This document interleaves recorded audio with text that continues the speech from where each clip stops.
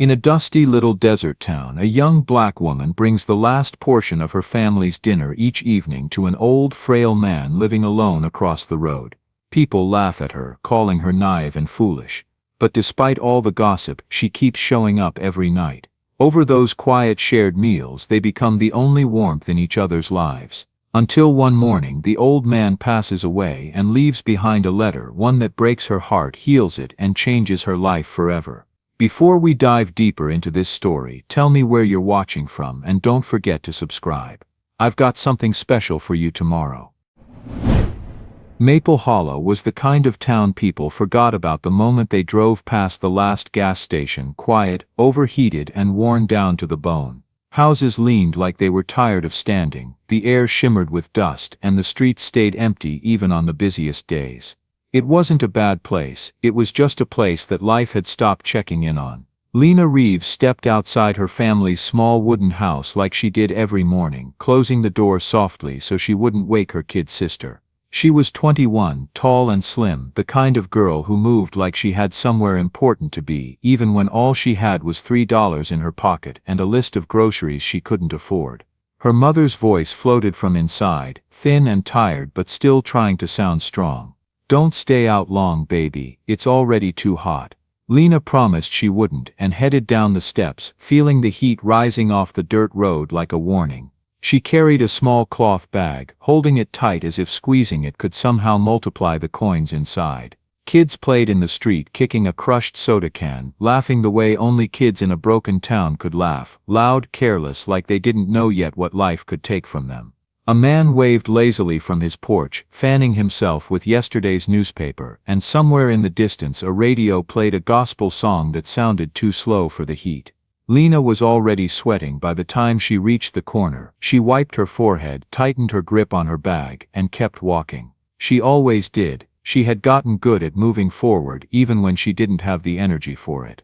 And just when she thought she'd make it to the little store without anything unusual happening, she spotted a woman on the opposite side of the road, cursing at an old car that had clearly given up.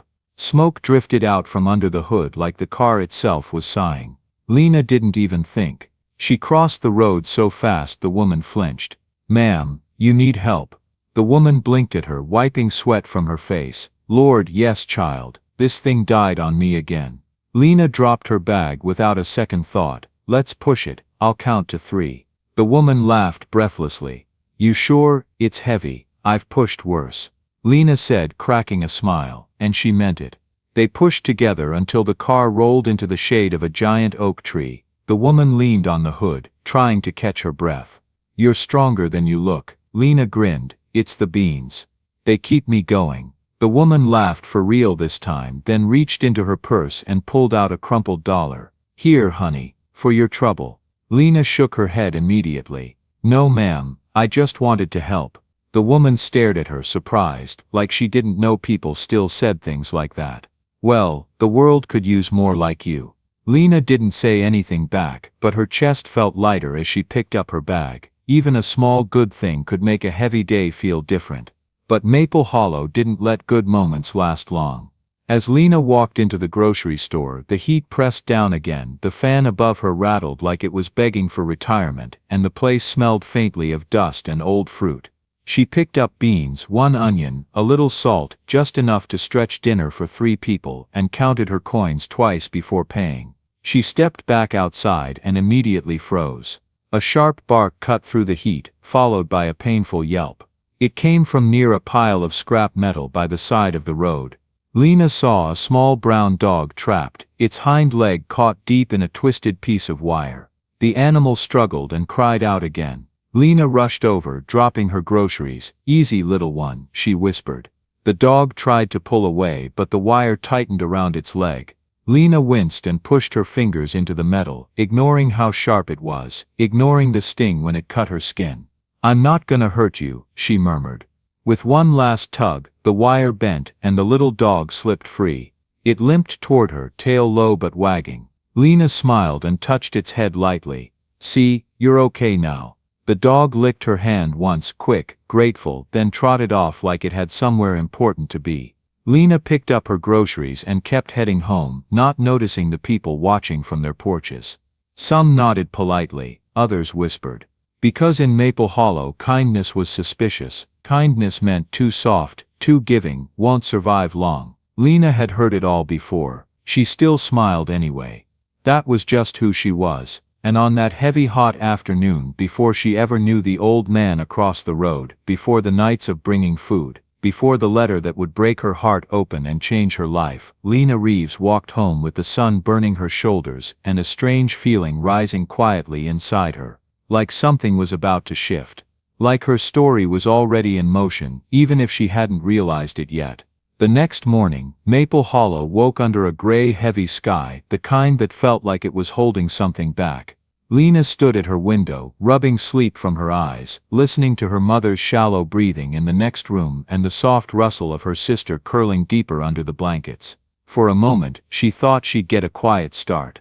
Then something outside caught her attention, small at first, almost easy to ignore. Across the road, on the porch of the house that leaned hardest toward the dirt, sat a man she had never really noticed before. He didn't move, not an inch.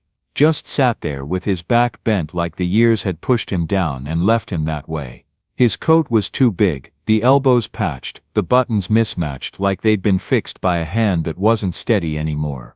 A faded cap hid most of his face, but his hands, thin, trembling, marked with veins, rested on his knees. And beside him, right at his feet, sat a dented metal bowl. Empty. Lena frowned. Maple Hollow had plenty of people who struggled, but this man, she had never seen him up close. Maybe she had passed by 100 times without really looking. Maybe everybody had. She stepped out onto the porch, letting the screen door click behind her.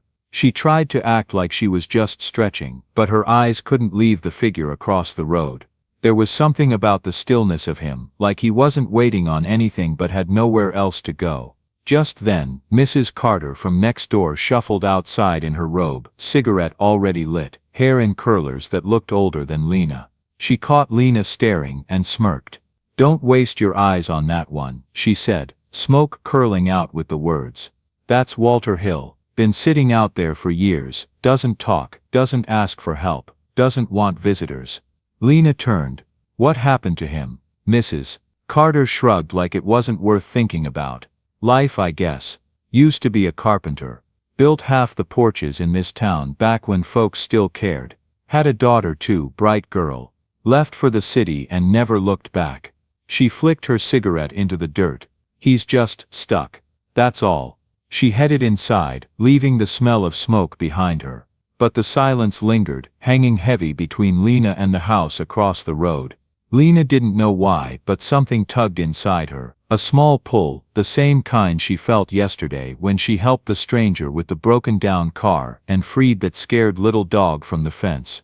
It wasn't dramatic. Just a whisper inside her, "Don't look away." She went back inside, made breakfast for her sister, helped her mother take her morning medicine, and tried to push the image of the man on the porch out of her mind. But every time she passed the window, he was still there. Same posture, same stillness.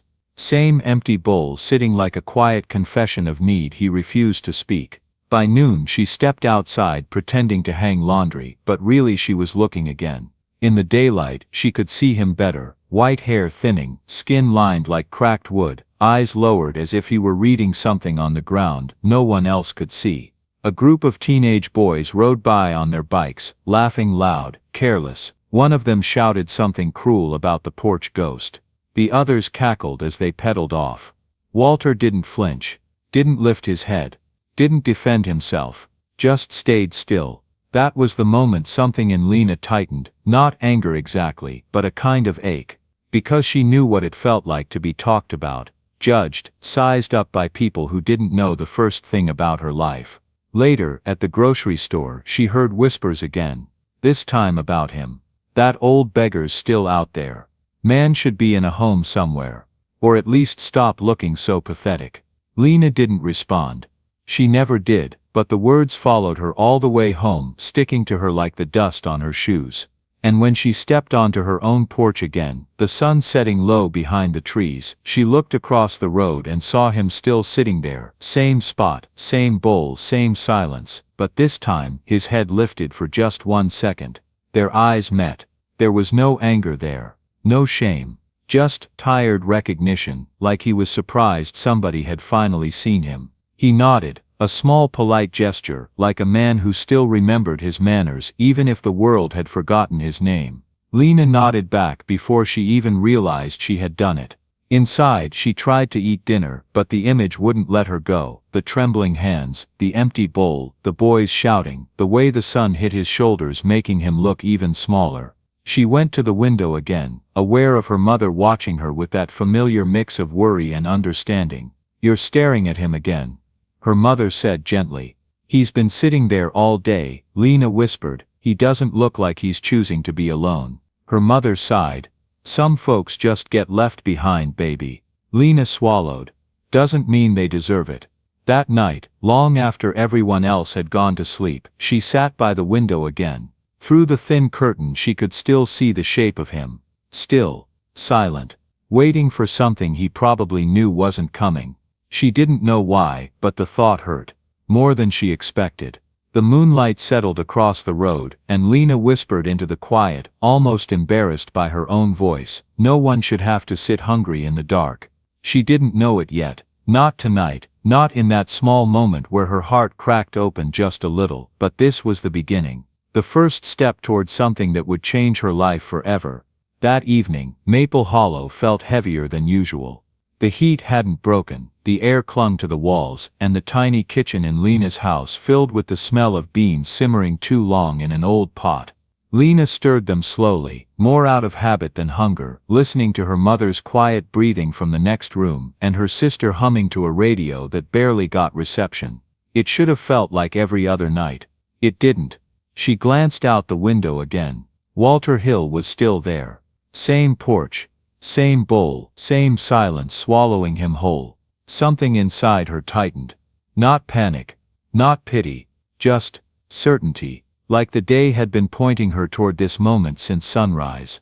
Without saying anything, she grabbed a clean glass jar from the shelf, one they used to keep sugar back when sugar wasn't a luxury. She filled it with beans, tore half a slice of cornbread from a small pan, and set it on top. Her hands shook just a little, but she tightened the lid anyway. Her mother's voice drifted in, sleepy and suspicious. "Lena, what are you doing with that jar?" Lena hesitated. "I'll be right back." Before her mother could say anything else, she stepped out into the fading light. The sun dipped low behind the trees, turning the whole road gold like it was trying to make the old houses seem softer. Dust floated in the air with every step she took. Her heart beat a little faster, not fear, just that strange pull again. The porch steps creaked as she climbed them. Walter looked up, startled by the sound. His eyes were clouded with age but clear enough to show surprise. Nobody walked toward him. "Not in years." "Evening," Lena said, voice gentler than she expected. He blinked, adjusting his glasses like he wasn't sure she was real. "Evenin', miss." She held out the jar, both hands steady now. "You look like you could use something warm." Walter stared at the jar for a long second. Too long. His fingers hovered a moment before he reached out, careful, almost scared he might drop it. "You bringing this for me?" "It's just dinner," she said quickly. "Nothing fancy." He swallowed, and his hands trembled harder as he held the jar close like it was something breakable, something sacred. His voice cracked a little. "You didn't have to trouble yourself." "It's no trouble," Lena said. "There's enough to share." He unscrewed the lid slowly, and the smell of beans drifted into the warm air. Something shifted in his face, just slightly, but enough for her to see the man he used to be before life got so loud and lonely. "Lord," he whispered, closing his eyes for a moment. "That smells like home." Lena didn't know what to say to that. So she didn't say anything, she just stepped back, letting him take the first bite. Walter ate slow like he didn't want to rush the moment. The crickets buzzed in the grass. A screen door slammed somewhere down the street. The evening stretched out around them, warm and strange and gentle in a way that didn't feel like Maple Hollow at all. When he finished, he looked up, eyes glistening under the porch light. "Thank you," he said softly. "You don't know what this means." Lena managed a small smile. "Eat before it gets cold." He nodded. "Yes, ma'am." Then after a breath, "Name's Walter. Walter Hill." "It's nice to meet you, Mr. Walter," she said. He smiled, a real one, small but honest. Then, almost like he was afraid she would vanish, he added, "God bless you, Lena." She froze. She hadn't told him her name. She didn't even remember introducing herself anywhere near him. "Have a good night," she said, stepping down the porch slowly. When she reached the road, the air felt different, lighter, but also heavier in places she couldn't name. She could still feel his eyes on her back, a soft weight instead of a burden. Inside, her mother was waiting, arms crossed but eyes softer than her tone. "You fed him, didn't you?" Lena nodded. "He was hungry, Mama." Her mother sighed, shaking her head the way mothers do when they're worried but proud in the same breath. "We're hungry too most nights. We'll be fine," Lena said quietly. Her mother watched her for a long moment, then whispered, "You got your daddy's heart too big for this world." Lena didn't answer. She didn't have to. Because across the road, on a porch that had forgotten warmth, an old man held an empty jar like it was something precious. And Lena Reeves went to bed that night, not knowing she had just changed the rest of her life. Over the next few days, something in Maple Hollow shifted, quiet, subtle, the kind of change only one or two people would notice. But Lena felt it every evening the sun started to dip. It was the same pull in her chest, the same stillness across the road, the same sense that somebody was waiting for her even if he'd never say it out loud. Every night, just before dinner, she'd set aside a portion before calling her sister to the table. A little beans, maybe a piece of cornbread, sometimes scraps from whatever she could stretch. She tried not to make it obvious, but her mother always noticed. She just didn't fight it anymore. And every night, when the sky turned orange, Lena crossed the road. Walter was always there. Same chair, same old coat, same bowl by his feet, like a stubborn reminder of how long he'd been forgotten. But something else started to show too, the way his eyes lifted when he saw her, the way his shoulders loosened, the way his voice warmed up like it had been rusted shut for years and someone finally turned the hinge the right way. "Even in Miss Lena," he'd say, smiling like this tiny routine was the best part of his day. "You ready to eat?" she'd reply, handing him the jar. The rhythm became so natural, so familiar, that Lena didn't even think about it anymore. Some nights they talked, some nights they didn't, but even the silence felt comfortable. One evening, after he took the jar, Walter chuckled a little. "You keep bringin' supper like this, I'm gonna start thinkin' I'm rich." Lena laughed. "You better act like it then. Rich men eat slow." His laugh was rough, rusty, like something he hadn't used in years, but it came easier every night. "Ain't had reason to laugh in a long time," he said. "Guess you brought that back too." Word got around, of course. Maple Hollow didn't let anything stay quiet. People whispered at the store, "That Reeves girl's feedin' that old porch ghost again. She'll never get ahead if she keeps giving everything away. She's too soft, this town'll eat her alive." Lena heard every word, didn't answer a single one, but she did lift her head a little higher. One night, as she handed Walter a fresh piece of cornbread, two men from down the road pretended to fix the same wagon wheel they'd been fixing for a week. Their voices carried just enough to sting. "Look at that one," muttered. "Girl thinks she's a saint, reckon she's expectin' something in return," the other said, smirking. Walter's jaw tightened. Lena felt heat rise in her chest. She didn't shout, didn't make a scene. She just said softly, "Ignore them. They don't know better." Walter nodded, but his voice was quiet. "Words don't change hunger." She sat on the porch rail, swinging her legs lightly. "Let 'em talk, they'll get tired eventually." "That so?" he asked, smiling sideways. "It's either that," she said, "or they start talking about someone else." He laughed again, a real one, warm, surprised, human. And as the days rolled on, Lena started learning pieces of him, little parts scattered like old photographs he didn't know how to show anyone anymore. Walter used to build houses, fix fences, mend doors, anything made of wood, he could give it life. He had a daughter once, Maya, who read better than he ever could, who he worked every extra hour for. She wanted more, he said one evening, staring out at the road, and I guess she found it. Just forgot I was part of what she left behind. Lena didn't push him, didn't offer answers, she just listened, and that alone was enough to soften him. Some nights she came home to her mother waiting on the porch. "Folks are talkin'," her mother would say. "They always do," Lena answered. "You don't owe that man anything."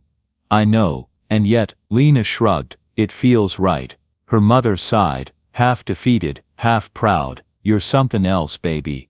But Lena didn't feel like something else. She just felt responsible. Because every night when she crossed the road, Walter looked less like a man fading out of the world and more like someone finding pieces of himself again. He ate slower, talked more, sat straighter, and sometimes, when the porch light hit just right, she swore she could see a version of him from years ago. Strong hands, bright eyes, a man who once built things that lasted, even if life hadn't lasted for him the way he hoped. But something else was building now. Something no one in Maple Hollow saw coming.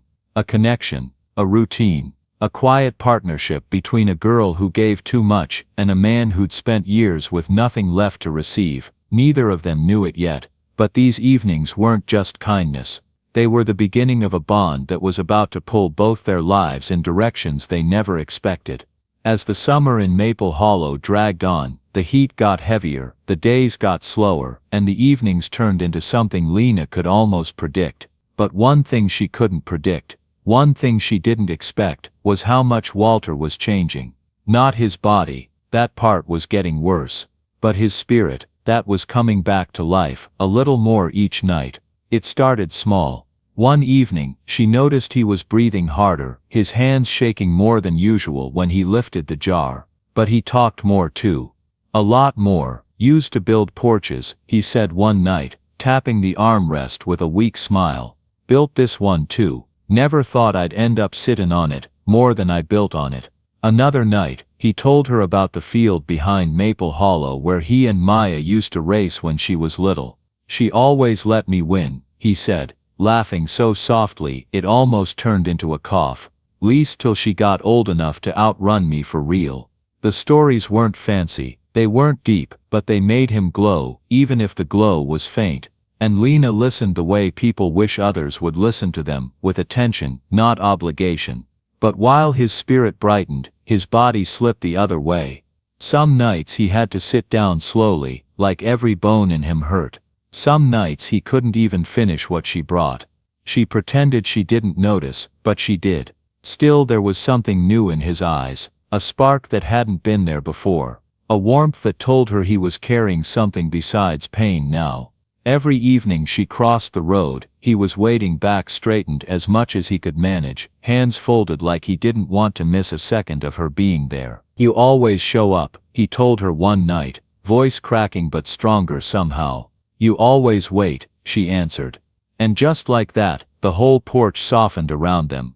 But Maple Hollow didn't stay soft for long. One afternoon, on her way home from the store, she noticed Walter wasn't on the porch. His chair sat empty, rocking slightly in the wind. The bowl was gone. The air around the house felt wrong. She crossed the road fast, faster than she meant to, and knocked on the door. When no one answered, she pushed it open. The house was dim, the air stale. She found him sitting on the floor beside his bed, his breath shallow, his face pale enough to scare her. "Oh my God, Mr. Walter, what happened?" He tried to smile. "Guess I stood up too fast. You shouldn't be alone like this," she said, slipping her arms under his to help him sit up straight. He was lighter than she expected, too light. He chuckled weakly. "Don't got much choice, do I?" Lena looked around. The room was almost empty. A bed, a chair, a photo frame lying face down on the table. She picked it up and brushed off the dust. A young girl stood beside a young Walter, both smiling at the camera like the future was bright. "Maya?" Lena asked quietly. Walter nodded, eyes getting glassy. "She used to braid my hair, said she'd buy me a new suit when she got her first paycheck." Lena set the picture back gently. "She loved you." He didn't answer at first. When he finally did, his voice was barely there. "She did, until the world convinced her she shouldn't." Something sharp twisted in Lena's chest, not anger, not sadness, something heavier. She helped him back into bed, pulled a blanket over him and straightened the room the best she could. He watched her through half-closed eyes. "You remind me of her sometimes," he murmured. "The way you don't give up on people." Lena swallowed hard. "Then I'll take that as a compliment." He laughed, soft, broken, but real. She stayed until he drifted to sleep. When she stepped outside, the sun was setting low, turning Maple Hollow orange and gold, like the whole world was holding him gently for once. Her mother was waiting on their porch when she crossed back. "You were in there a while," she said. "He fell," Lena replied. "I helped him up." Her mother nodded slowly. "He's lucky you came by." Lena looked back at Walter's house. "I don't think luck's the right word." "No?" her mother asked. "He doesn't have anyone else," Lena whispered. "Maybe someone's just supposed to remember him." Her mother rested a hand on her arm. "Just don't lose yourself remembering everybody else." Lena gave a tired smile. "Maybe that's how I'll find myself." But that night, when everyone had gone to bed, she couldn't shake the image of Walter on the floor, struggling to breathe, holding onto a photograph he'd turned face down years ago because looking at it hurt too much. She lay awake long after the house went quiet, staring at the soft glow of the moon through her curtain, thinking about a man who'd been waiting for so long he forgot he was allowed to hope again. And even though she didn't say it out loud, not yet, she knew. Tomorrow night, she'd be back. And the next night, and the next, because something inside her already understood the truth. Walter Hill wasn't just someone she fed. He was someone she couldn't walk away from. A few days after finding Walter on the floor, the heat in Maple Hollow finally eased, not much, just enough that people left their doors open in the morning to let the air move.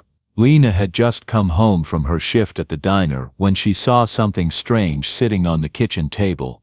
An envelope, not the flimsy white kind bills came in. This one was thick, cream-colored, edges trimmed in gold, her name Lena Reeves, written in careful print across the front. Her mother stood beside the table, arms folded, but the corners of her mouth twitched like she was trying not to smile. "This came for you," she said. Lena wiped her hands on her apron, heart already beating too fast. She hadn't seen anything this official looking in her life.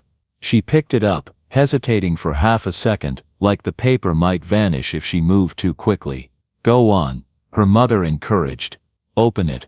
Lena slid her thumb under the seal, and pulled out a letter printed on heavy paper. She read the first line, then the second, then stopped breathing somewhere around the third. Her mother leaned in. "Well, I got in," Lena whispered. Her mother blinked. "Got in where?" "The community psychology program," she said, voice cracking. "In Brenton City. Full tuition. They accepted me." For a second, nobody in the house moved. Even her kid sister froze in the doorway, holding a half-eaten biscuit. Then her mother finally smiled, a slow, stunned smile that looked like hope waking up after years of sleeping. "Baby, that's incredible. That's your way out." Lena sat down at the table like her knees couldn't hold her anymore. Her chest felt tight, too full, half joy, half something she couldn't quite name. The letter trembled in her hands. A way out, a future. A chance to learn something meaningful, something that might help her understand people the way she always wanted to. She had dreamed about it for years, applied months ago, told herself she'd never hear back. And now the answer was sitting in her lap. 2 hours away, her mother said softly. "That's not too far." But Lena didn't answer, because across the road, through the open kitchen window, she could see Walter's porch, his empty chair, his dented bowl. She thought about how he'd looked when she helped him into bed. How his breath rattled. How his eyes softened when she stepped into the room. How he whispered, "You remind me of her." Her stomach twisted, hard. That night, she walked to his house later than usual. The sky had already faded into deep blue by the time she reached the steps. Walter was there, barely illuminated by his porch light, head bowed, hands resting on his knee like he'd been waiting longer than he wanted to admit. "You're late," he said with a small smile. "I know," she replied, setting the bowl in his hands. "Mama needed help fixing the roof again." "It's all right," Walter said. "I figured you'd come." She sat on the porch rail, heart pounding. The letter in her pocket felt heavier than anything she'd ever carried. She didn't know when to bring it up, didn't know how, so she waited until he took a few bites and sighed contentedly. Then she said it. "I got a letter today." He raised his eyebrows. "A good one or a bad one?" "A good one," she said softly. "I got accepted into a psychology program in the city." Walter froze mid-bite. Slowly he lowered his spoon. "Psychology," he repeated. "Helping people, huh?" She nodded. "And the city," he continued. "That's a long way from here." "About 2 hours," he let out a breath. "Well now, that's something." But his eyes flickered. Not jealousy, not disappointment, something quieter, something heavy. "You should be proud," he said. "A chance like that, you don't pass it up." "I'm scared to go," she admitted. He chuckled weakly. "Everyone's scared to leave what they know." "That's not why," she whispered. Walter looked at her, really looked, and his smile faded into something softer, sadder. "You're worried about me," he said gently. Lena swallowed hard. "I don't want to leave you here alone." Walter set the jar aside and leaned back against the porch railing, eyes drifting toward the road. For a moment, he didn't speak. When he finally did, his voice carried the weight of someone who'd thought about this a long time. "Child, I've been alone a long time. You didn't cause that. And you can't fix it by staying." Tears prickled her eyes before she could stop them, but she blinked hard, refusing to let them fall. "You don't need to take care of me," he continued. "You've already done more than anyone else in this town. More than I ever expected from anybody." "It doesn't feel right to leave," she whispered. "It feels right because it is right," he said. "You gotta go live the life you've been craving. Don't let an old man's porch keep you stuck in a place that stopped growing." She shook her head. "It's not your porch, it's you." He nodded slowly, touched more deeply than he let on. "And I'm grateful for that. Truly, but you were never meant to stay here your whole life." The crickets hummed in the dark. The air sat still around them. "So what do I do?" Lena finally asked. "You go," Walter said firmly. "When it's time you go, and don't look back with guilt. Look back with pride." He reached out and patted her hand with fingers that trembled but held steady just long enough. "You gave me back something I thought I'd lost for good," he whispered. "Let that be enough." Lena nodded, unable to speak past the tightness in her chest. They sat together until the night swallowed the last bit of orange from the sky. She didn't know how long she stayed. She only knew leaving felt harder than it ever had before. But under the porch light, Walter smiled at her with a calm she didn't understand yet, like he'd already made peace with whatever was coming. She just didn't know how soon whatever was coming would arrive. The next couple of days passed in a strange haze. Maple Hollow looked exactly the same. Dusty roads humming porch fans, gossip drifting between screen doors, but something in Lena's world felt off balance, like the ground was shifting under her feet, and she was the only one who noticed.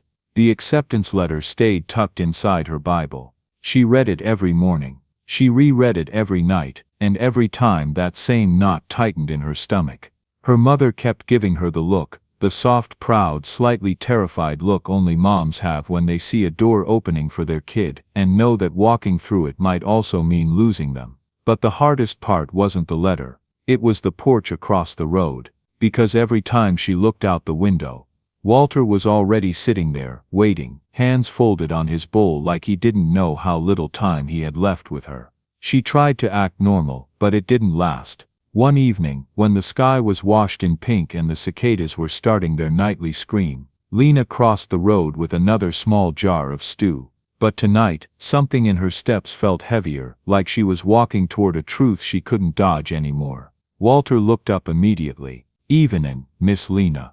She smiled weakly.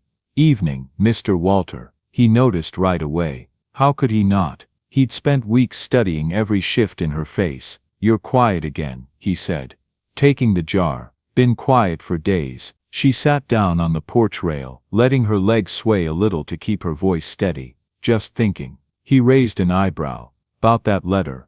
She let out a breath. "Yeah. Good." He nodded. "Means you're taking it serious." "That's the problem," she murmured. "I'm taking everything too serious." Walter chuckled softly, but it faded fast. "Tell me what's stirring in that head. Go on." She looked at the road instead of him. It helped her speak. If I go, I feel like I'm abandoning you. Walter blinked, expression softening. Oh child. No, she said, shaking her head. I mean it. You're sick, you're alone, and every night I walk over here, I keep thinking what happens if I'm not here one evening. What if something happens and no one knows, no one checks? Walter set the jar beside him and straightened up with all the strength he had left. Lena Reeves.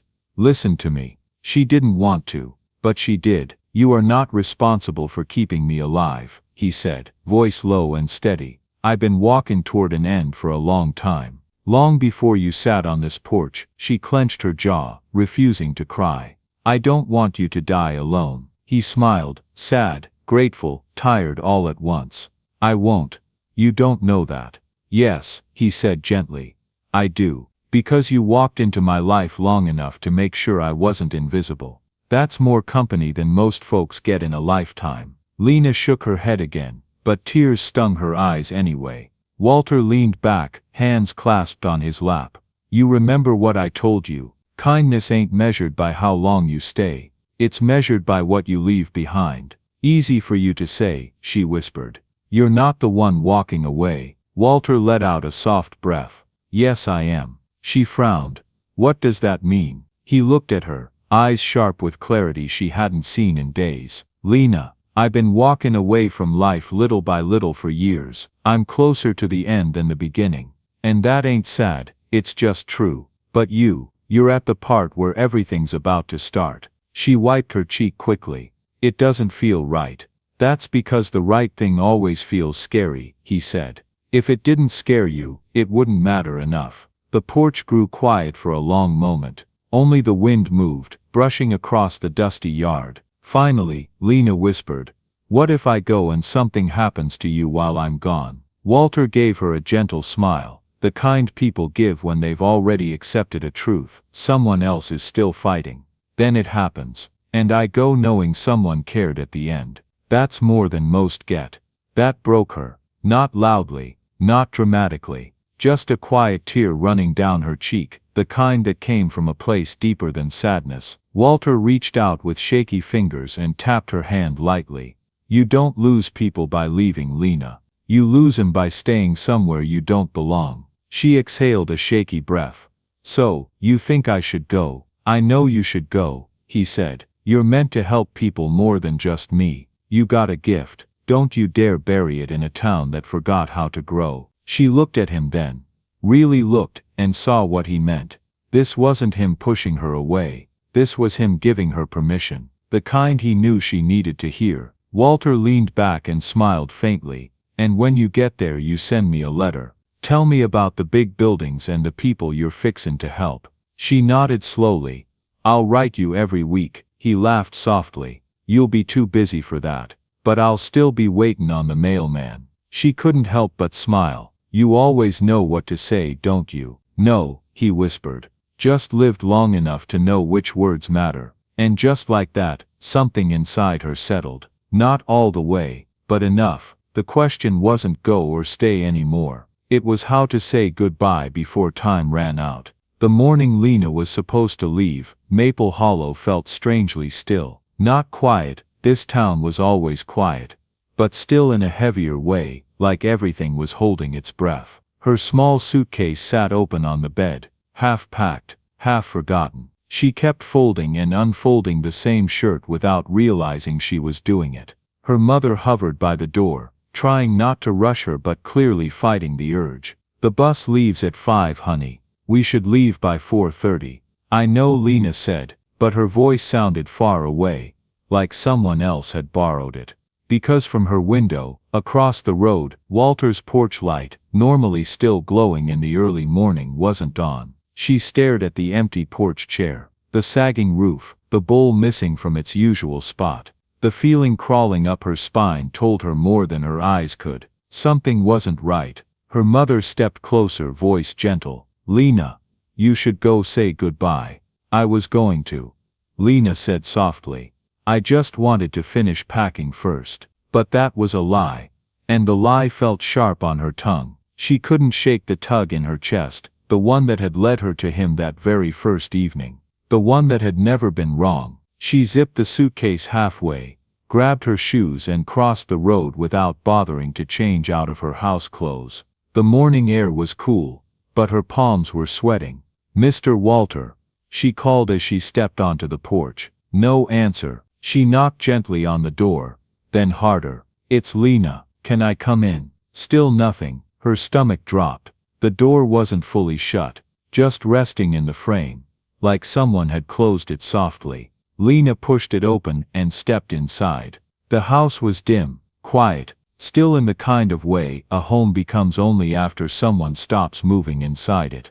"Mr. Walter," she called again, but her voice cracked. She walked down the small hallway toward the bedroom, each step slower than the last. She already knew, something inside her already knew. He was sitting upright in bed, the blanket pulled to his chest, his hands resting gently on top of it, like he'd been preparing to meet the day. His eyes were closed, his breathing still, his face soft in a way she had never seen before. Like every pain, every ache, every lonely night had finally let go. Lena stopped in the doorway, her breath caught in her throat. For a moment she didn't move, couldn't. The world narrowed to him, this old man who had spent years fading, only to find light again at the very end. "Walter," she whispered, though she already knew he wasn't asleep. She took 2 shaking steps forward and placed her hand on his arm. Cold, the kind of cold that didn't come from the weather, the kind of cold that didn't leave. A sound escaped her chest, small and broken, somewhere between a breath and a sob. She covered her mouth, shoulders trembling. She sank onto the edge of the bed, tears spilling before she even felt them fall. "You promised you'd be here," she whispered through a cracking voice. "You promised I'd have time." He hadn't lied, he'd simply run out of it. His nightstand held a small folded paper, her name on it. Her fingers shook as she lifted it, hands barely steady enough to unfold it. "Dear Lena, if you're reading this, then I've gone where the hurt can't reach. Don't be sad for me. You gave me more than I ever expected at the end of my days. Go live your life, child. And when you see the sun break after a long rain, think of me sitting on that porch waiting just a little while longer. Love, Walter." The letter blurred as tears filled her eyes again. She pressed the note to her chest and bowed her head, the weight of the moment pressing down on her until she felt like she might break entirely. But she didn't break. She cried, quiet, steady, shaking, but she didn't fall apart, because even through the grief, she could feel it. He had left her with something to hold on to, a purpose, a direction, a promise she now had to keep. It took her a long time to stand up, a longer time to leave the house, and even longer to walk back across the road. Her mother met her at the porch steps, saw her face, and didn't ask a single question. She just gathered Lena into her arms, holding her as the morning sun rose over Maple Hollow. "He's gone," Lena whispered into her mother's shoulder. "He's really gone." Her mother closed her eyes, hugging her tighter. "I know, baby, I know." The bus would leave that afternoon, but Lena didn't think about the bus. Not yet. She stood on her porch, looking at the empty house across the road, and understood something that made her cry all over again. Walter didn't die alone. He hadn't felt alone in a long time, and that was because of her. Walter's funeral happened 2 days later, early morning, under a wide oak tree on the edge of the small Maple Hollow cemetery. The air was cool, the sky washed in pale blue, and the kind of silence settled over the town that didn't feel empty. It felt respectful. People showed up, more than Lena expected. Neighbors who hadn't spoken to him in years, men pretending they didn't whisper about him last month, women clutching handkerchiefs like they suddenly remembered he'd once built their porches. It was strange, seeing people gather for him now, when he'd waited for them all those lonely evenings. The preacher, Pastor Hayes, stood near the simple wooden casket with his Bible pressed to his chest. He was a calm-looking man with silver hair and kind eyes, the sort of person who spoke softly so you'd lean in to hear him. When he saw Lena standing alone at the front, holding Walter's folded letter in her hand, he approached her gently. "You were close to him," he said quietly. Lena swallowed. He was my friend. The pastor nodded with a softness that felt like understanding, real understanding. Then I'm glad you're here. Every soul deserves at least one person who meant something to them. People shifted as the service began.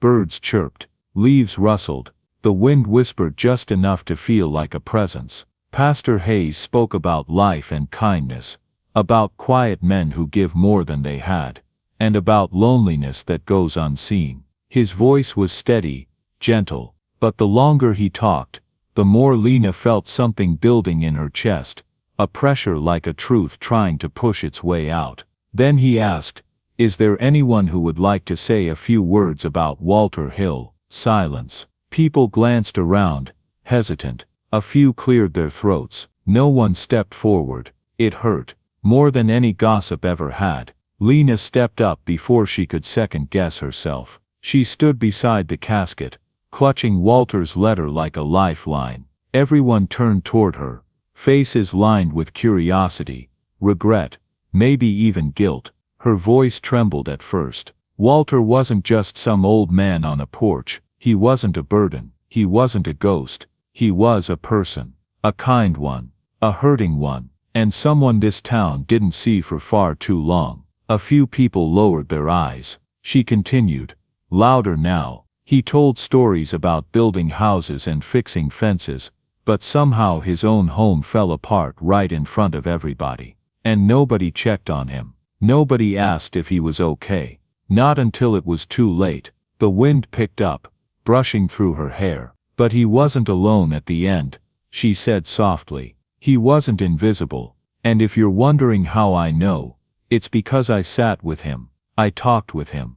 I listened. And he listened to me too. He cared about people even after the world stopped caring about him. Someone sniffled quietly behind her. She unfolded the letter with shaking hands. The last thing he told me, she said, voice cracking, was that I gave him back something he lost years ago. Hope, dignity, the belief that people could still be good. She wiped her cheek quickly. And I want you all to know, he deserved better than what life gave him. But he left this world with peace because he wasn't forgotten at the end. Silence fell heavy over the group. No discomfort, no judgment this time, just the weight of truth. When she stepped back, Pastor Hayes touched her arm gently. "Those were needed words," he murmured. "You honored him." After the service, people approached her, slowly, cautiously. "I never knew he had someone," one woman said. "I wish I'd checked on him." A man muttered, "He was a good man. I should have done more." Another whispered.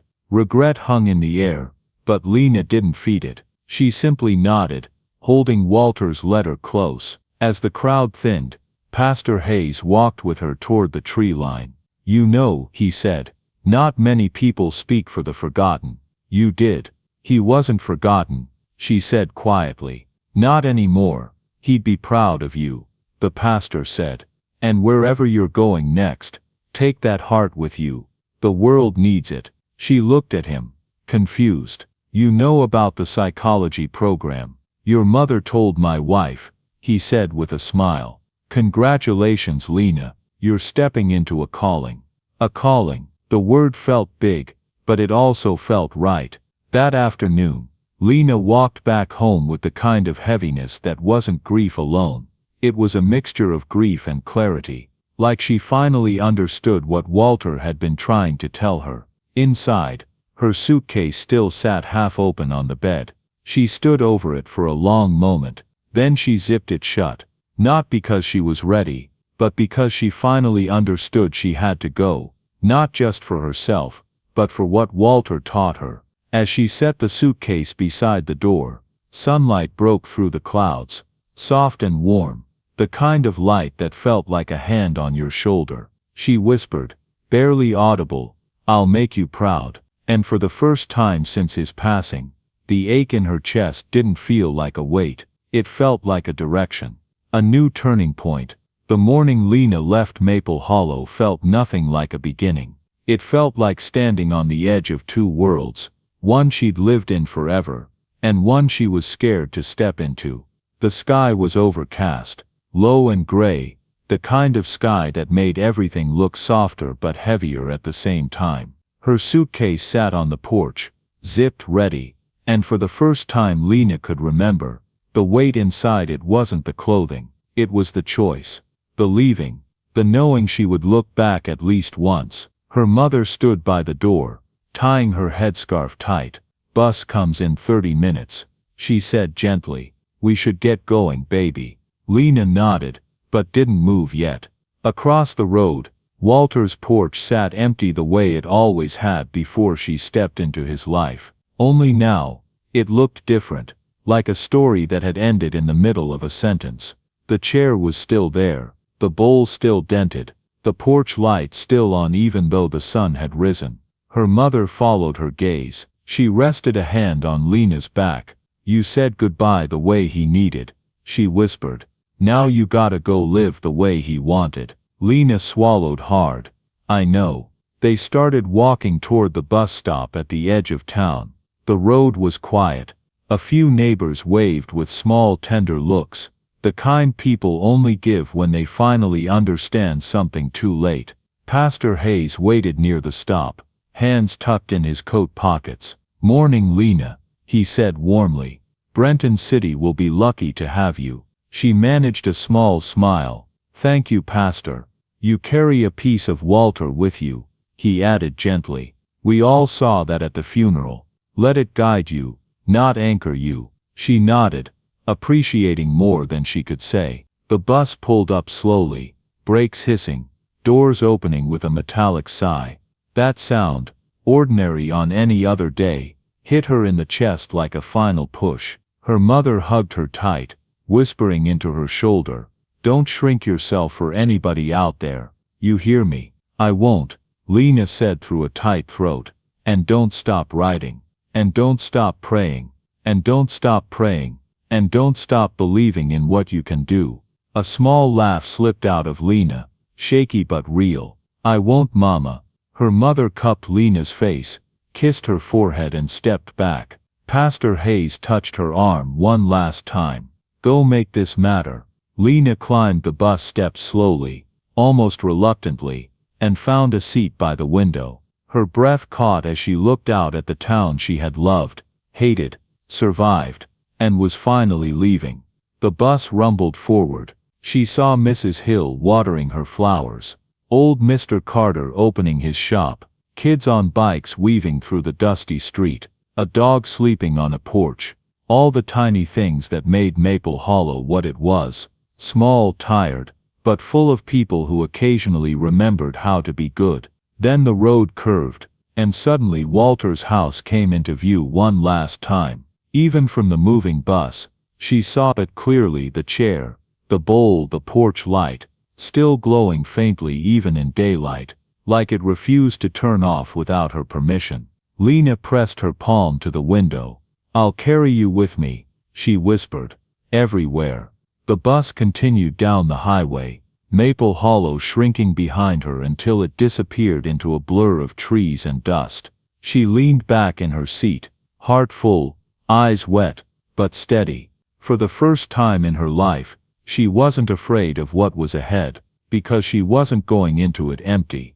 She was carrying every lesson Walter had given her: kindness first, courage next, and the belief that sometimes the smallest acts change everything. As the city skyline peaked faintly on the horizon, Lena let out a slow breath. "Okay," she whispered. "I'm ready." She didn't know that her journey was about to collide with something unexpected, someone who held a piece of Walter's past and a message she wasn't prepared for. But she'd learn soon enough. Years passed faster than Lena expected. Brenton City became home in a way Maple Hollow never fully could. The noise, the rush, the strangers, it all felt overwhelming at first, but little by little she learned how to breathe inside that chaos. She finished her psychology program. She worked in community clinics. She learned to talk to people who felt invisible, because she had once known a man who lived that exact feeling every day. But no matter how far she went, certain things stayed with her. Walter's letter pinned above her desk, the dented bowl she'd kept as a reminder, the porch light she bought for her apartment, left on every night, even when she slept. Some nights when rain hammered the city windows she'd close her eyes and whisper, "I hope you see it, Mr. Walter." She built a new life, but never let go of the pieces that shaped her old one. Until one afternoon, 7 years after she left Maple Hollow, something happened that cracked her world open again. It was a slow Tuesday at the clinic. The waiting room was quiet, the kind of lull that made the day feel suspended. Lena stepped out to call the next patient. A woman in her late 20s stood up. Neat clothes, nervous hands, eyes that seemed to carry a whole storm behind them. "Hi," the woman said softly. "I'm Maya Hill." The name hit Lena like cold water. Not a coincidence. Couldn't be. Her heart lurched so hard she almost lost her breath. She cleared her throat. "Come in." The woman followed her into the small counseling room and sat in the chair across from her. She fidgeted with the zipper on her bag, eyes darting everywhere, walls, floor, hands anywhere but Lena's face. For a moment neither spoke. Then Maya whispered, "I'm not really sure how to start." "It's okay," Lena said gently. "Start wherever you can." Maya took a shaky breath. "I came here because I need help forgiving someone who's already gone." Lena's stomach tightened. "My father," Maya added. Everything in Lena went still, but outside she stayed composed, her voice even. "Tell me about him." Maya swallowed hard. "I left home years ago. He always wanted me to go chase something bigger, so I did. But then life got busy. I got busy, and I kept telling myself I'd go home when things slowed down." She clenched her jaw. But things never slowed down. Lena didn't speak. She let Maya's words settle. Maya continued in a voice that cracked at the edges. "One day I saw something online. Someone had posted about a funeral in Maple Hollow. A man who died alone and a girl who used to bring him food every night." She paused, shaking her head. "I didn't even know it was him until I saw the name. I had missed everything." Lena's breath hitched, but Maya kept going. "I tried to go back. But by the time I got there he was already gone. And I don't know why I'm here or why I'm telling you all this. But," she broke off, tears filling her eyes.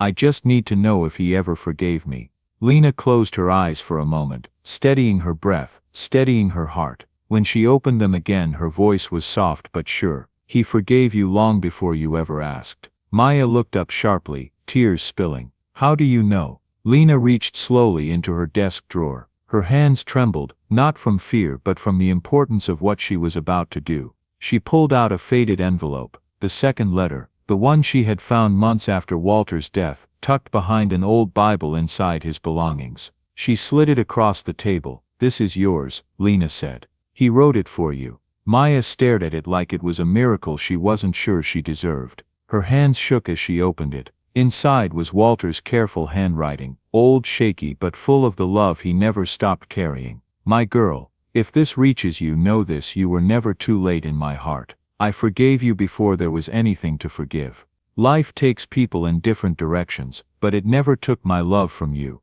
If I don't get to tell you in person, then let this letter do the talking. I am proud of you. Always was, always will be. Love, Dad." Maya's face crumpled. She covered her mouth, sobbing, not loud, but deep, raw, the kind that comes from years of guilt finally breaking open. Lena moved to sit beside her, placing a gentle hand on her back. "He waited for you," Lena whispered. "Not with anger, with hope." Maya sobbed harder. "And he didn't die alone," Lena continued softly. "I was with him, every night. He talked about you. He loved you. He never stopped." Maya turned, tears streaking down her face. "Why would you do that for him?" Lena smiled, a small bittersweet smile. "Because someone once told me that kindness changes hands. He gave me something to carry forward. I guess this is part of carrying it."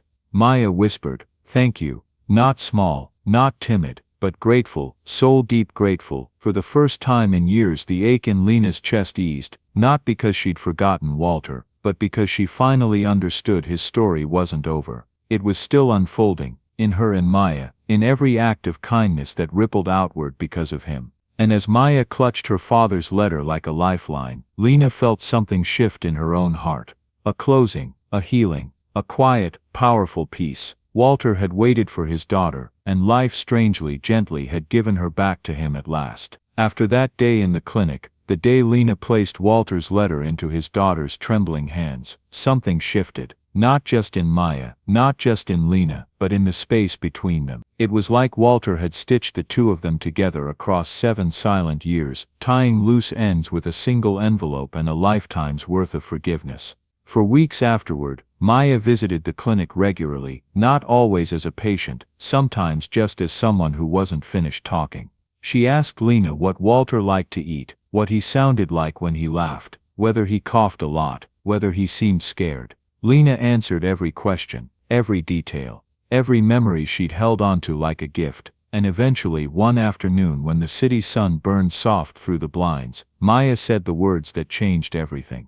"I want to build something in his name." Lena looked up, surprised. "Like what?"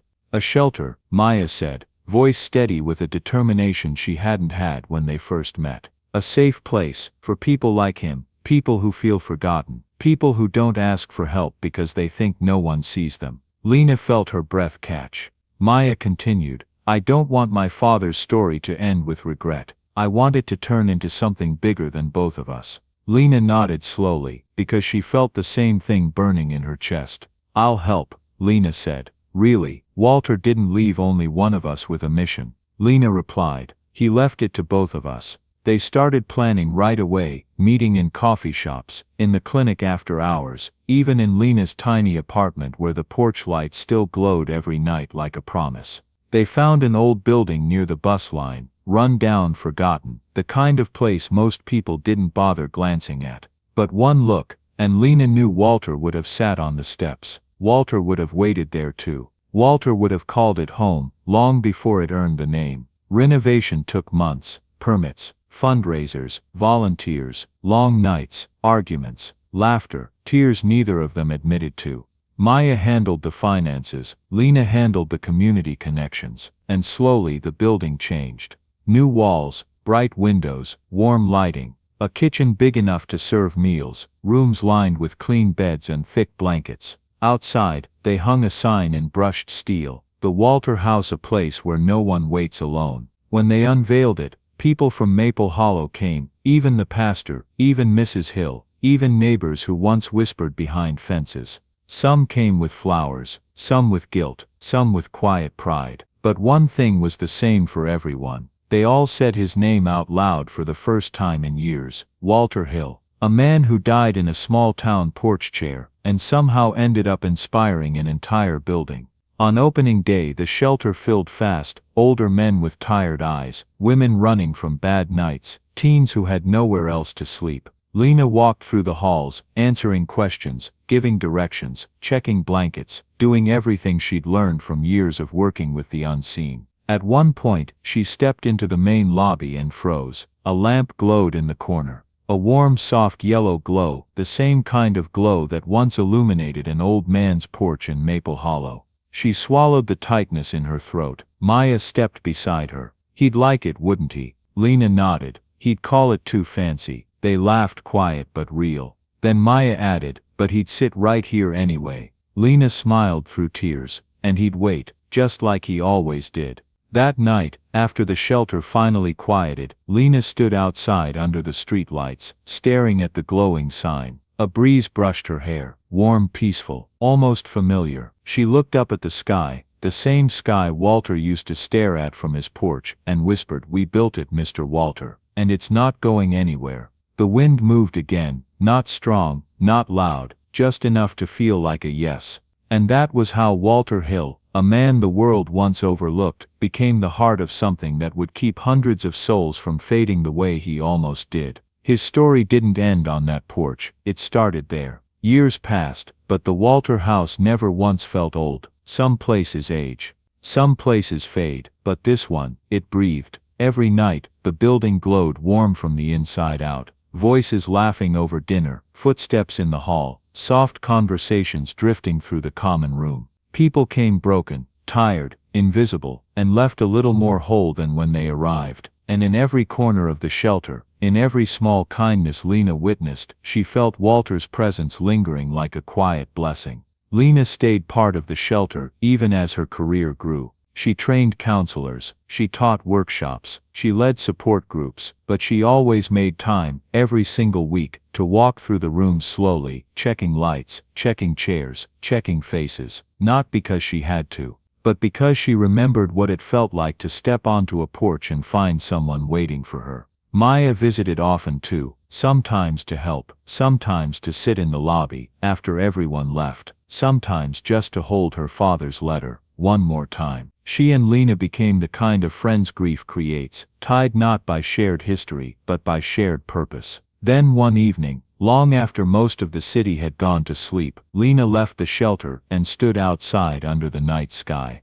A warm summer wind brushed past her, carrying the scent of street food and faraway music. Behind her, the shelter glowed, bright at the entrance, soft in the windows. The main porch light flickered once, then steadied. She smiled. That porch light had been burning every night since the day they opened. Every night, she reached out and touched the metal railing, the cool surface grounding her. She closed her eyes and remembered Maple Hollow, the dust roads, the simmering heat, the sagging porch where she first saw him. Walter sitting with his bowl, Walter waiting for a voice, Walter smiling when she crossed the road. She felt the memory settle warm in her chest, not painful anymore, just present. A taxi rolled past, someone laughed in the distance. The world was moving, fast and loud and messy, but right here, something stayed still. Something stayed true. Lena opened her eyes and looked up at the glowing sign. The Walter House, a place where no one waits alone. The porch light burned steady, golden, unwavering, just like the one across the road in Maple Hollow, just like the one that had shined the night she left. Just like the one Walter always promised to leave on for her. She whispered into the warm wind,